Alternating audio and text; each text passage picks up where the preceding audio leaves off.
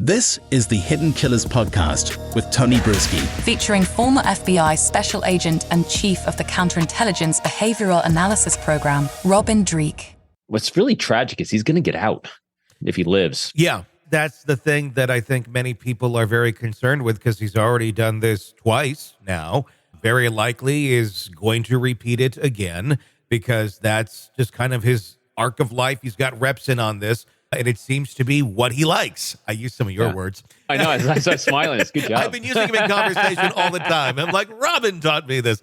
But no, I mean, what do you make of this? Because I know there is some sort of caveat in the Aruba law. I know it's 12 years for statute of limitations on murder, which doesn't make a lot of sense. Unless, do they just have so much murder there that they can't keep up with their prison system?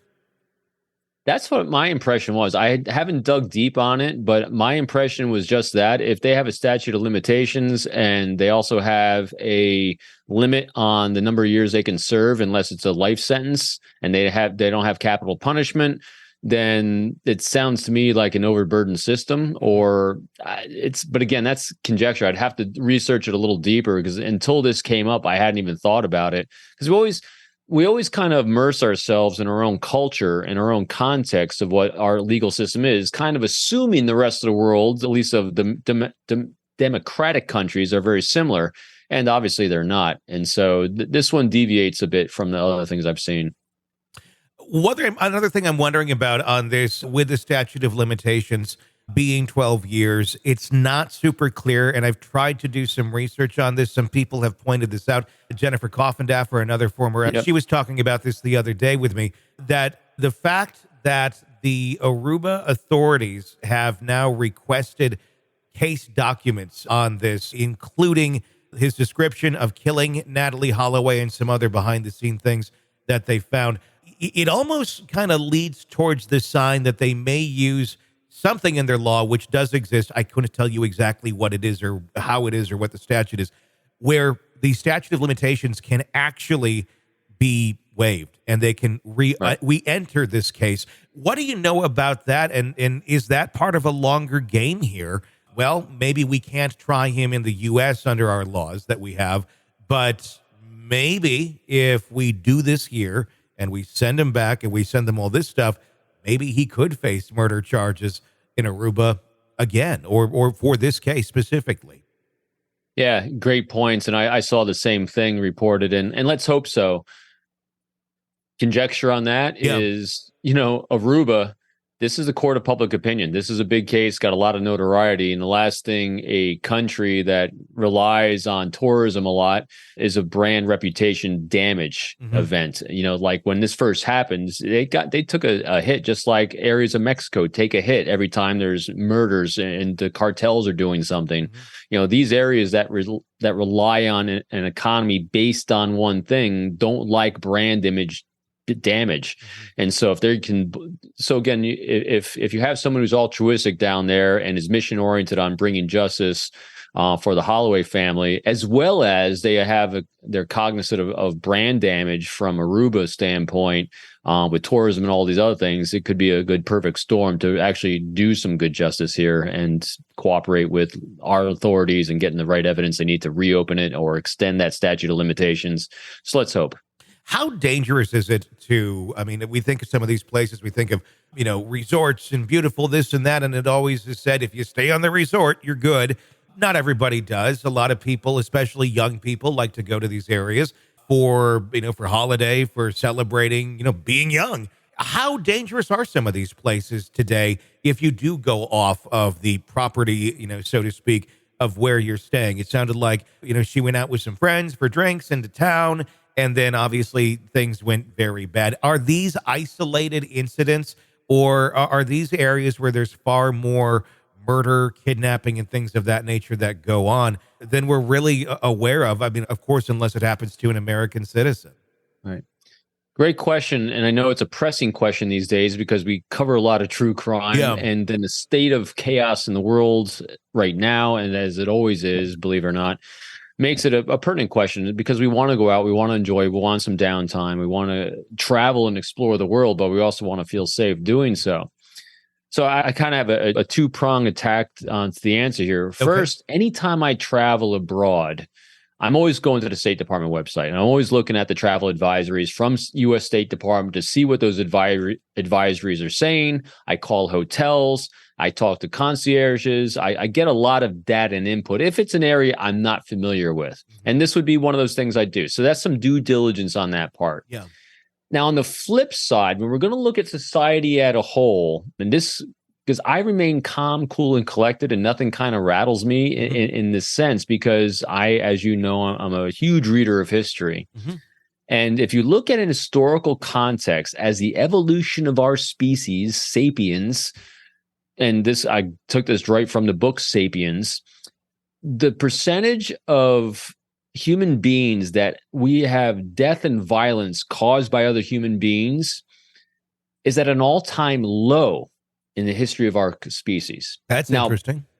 It is. So what happens is the numbers of people that we're seeing this true crime being perpetrated on and are victims of and all these things, those numbers might be higher than they were a couple years ago, but by percentage of population, they're actually lower.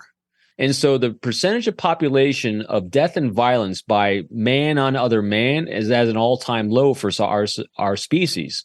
And so if you look at the 50,000 foot level, the world's a safer place than it was 100 years ago. It's a much safer place. And we're counting in war, we're counting in murder, we're counting in all these things. So the data is very firm on this. So if you're fearing the world is turning into chaos, it's not. The world's doing what it's always done. And believe it or not, as a species, we're getting safer and safer because we actually have a lot of laws and order in countries, in areas of the world that never, ever had it before. So it's constantly expanding and getting that bubble of societal norms of law and order is bigger than it's ever been. So that's the good news. But luckily, we have things like internet, we have other resources that we can do due diligence when traveling to an area. I mean, just 100 years ago, if you're traveling in most countries in the world, you could not travel down the road without fearing bandits. Sure. Yeah. That doesn't happen. And it sounds like a crazy idea, but it wasn't all that back. long ago. So give yourself some historical context to say, okay, take a deep breath. We're all going to be okay. Now, if I'm going to travel to a specific area, a specific region, on a specific cruise ship, I mean, all these things come to play. You do some due diligence, and that's what we do. We create allies, we network, and we ask questions. We ask what questions, what specifically should I look out for? What are some of the challenges of traveling to this area? What are some of the backgrounds of the region in particular? What are some of the conflicts that are going on? What should I be aware of if I go there? And the biggest question ever, would you bring your wife and family there yourself? And then you take in all that data, and then you assess it. And then you assess, is it worth the risk of going or not going? In most places, it's a very low risk. Because remember, the news and social media and shows like ours are fantastic at highlighting the things that stand out. And in most places, it's very rare. It doesn't happen that frequently, which is very fortunate, very lucky. But I mean, as you know, I'm a backpacker. I go on the Appalachian Trail pretty frequently. I'm a section hiker on there. There was one case a couple years ago about a hiker getting killed on the Appalachian Trail. So the whole world says, oh my God, it's not safe on the Appalachian Trail. Well, you're not counting the thousands of people a year that hike through the Appalachian Trail. That's one. Yeah. So it's important to have that context and just stay calm, do due diligence, do your research, but at the same time, a good historical context keeps us sane.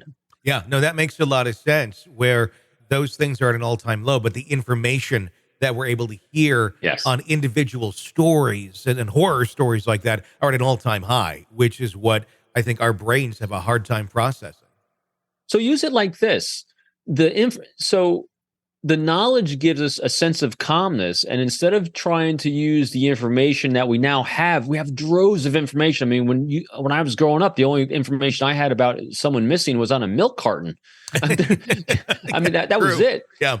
And so instead of being fearful because we have this information, be enlightened because we have this information. Know that you can make healthier choices and say, wow, this gives me context. It gives me some information, and so I can make some more choices, some better choices. At the same time, though, if you were making those choices inside a complete vacuum without any information, the outcome would most likely be the same. You'd be fine.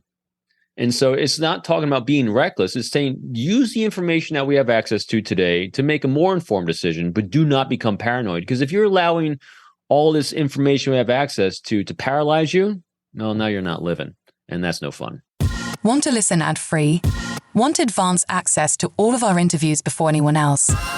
Become a True Crime Today Premium Plus subscriber on Apple Podcasts. You get every episode commercial-free. So you can binge on true crime until you can binge no more. Search True Crime Today Premium Plus on Apple Podcasts now, or go to our podcast page and sign up now. More of the Hidden Killers podcast next.